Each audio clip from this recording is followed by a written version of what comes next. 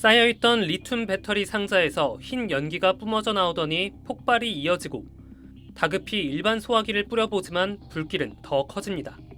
일반 분말 소화기는 산소가 더 들어가지 않게 차단하는 역할밖에 못합니다. 리튬 배터리는 불이 붙으면 가연성 기체인 수소를 만들어내고 이 수소가 타면서 더 많은 열을 만드는 열 폭주가 일어나 일반 소화기로는 끌 수가 없는 겁니다. 일반 화재에 쓰는 분말 소화기와 배터리 화재에 쓰는 전용 소화기입니다. 이 리튬 배터리에 불을 붙이고 두 소화기의 성능을 비교해 보겠습니다. 원형 배터리 150여 개를 플라스틱 상자 안에 고정하고 번개탄으로 불을 붙입니다. 가열한 지 7분 만에 배터리가 터지기 시작합니다. 이어 상자는 화염을 뿜어내고 녹아내리면서 사방으로 배터리가 튀어나아갑니다.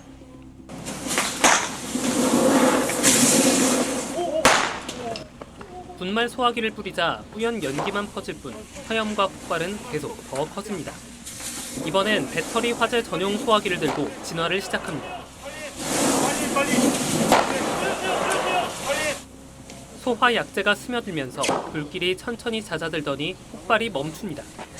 800도 넘는 온도로 치닫는 열 폭주를 멈추기 위해 리튬 배터리의 발화점인 200도 아래로 특수 액체를 뿌려 빠르게 냉각시키는 원리입니다.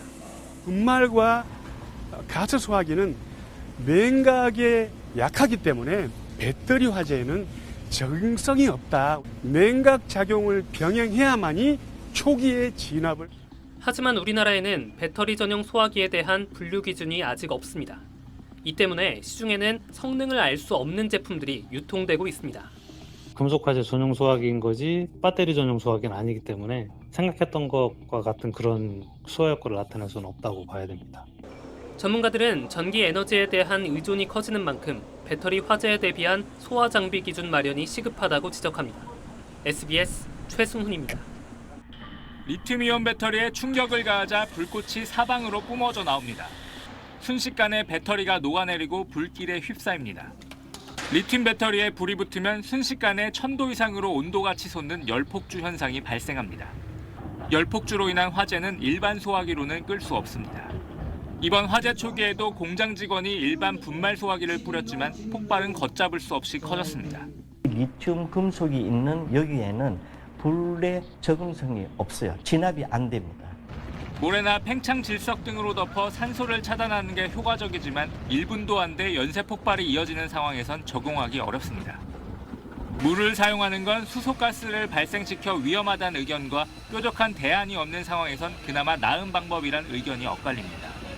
이번 화재 당시에도 소방당국은 폭발이 조금 잦아든 뒤 남은 리튬의 양이 많지 않다고 보고 진화에 물을 썼다고 밝혔습니다. 실제 전기차에 불이 나면 냉각 효과 등을 위해 대량의 물을 부어 불을 끕니다. 하지만 공장처럼 면적이 넓은 곳에선 단시간에 많은 양의 물을 쏟아붓는 게 쉽지 않습니다.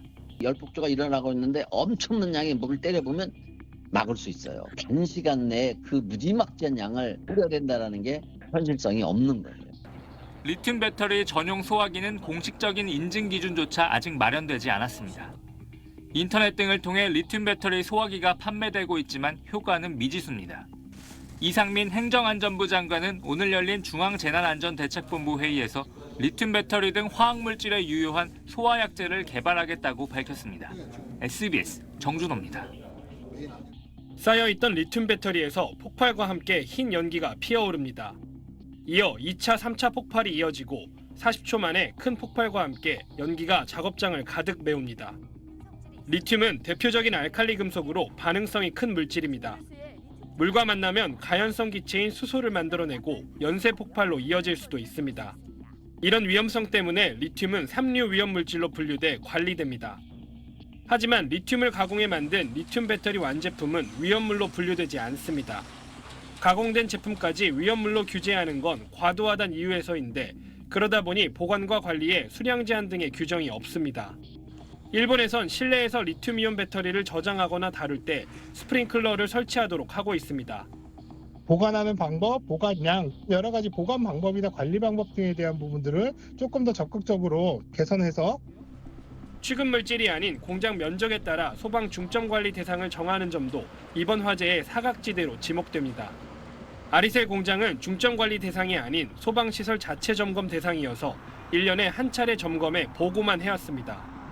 면적뿐만이 아니고 취급하는 물질 또는 제품의 오염성 또는 주변의 인구 밀집 지역 등 이러한 것을 종합적으로 고려해서 불이 난 아리셀 공장 3동은 역시 소방시설법상 면적 기준에 따라 스프링클러 의무 설치 대상에서도 제외돼 있었습니다.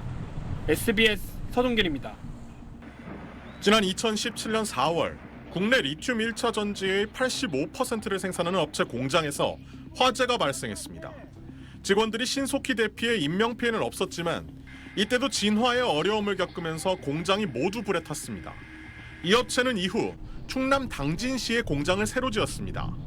공정별로 따로 건물을 세웠고 화재가 발생하더라도 옆 건물로 옮겨붙지 않게 건물 간 6m 이상의 간격을 뒀습니다. 사무동을 뺀 모든 건물은 두께 30cm의 철근 콘크리트 구조로 지었습니다. 만에 하나 일단 유사 시에 건물 하나에서만 문제가 끝나게 그게 확산되지 않도록 그렇게 우리가 설계를 했던 것입니다. 리튬 전지를 쌓아서 보관한 이번 화재 현장과는 달리 보관 장소에 격벽을 만들었고 격벽마다 소화시설을 설치했습니다. 불이 나도 한 칸만 타게 설계한 겁니다. 이 업체는 소방법보다 엄격한 위험물 안전관리법 등을 준용하고 있다고 설명했습니다.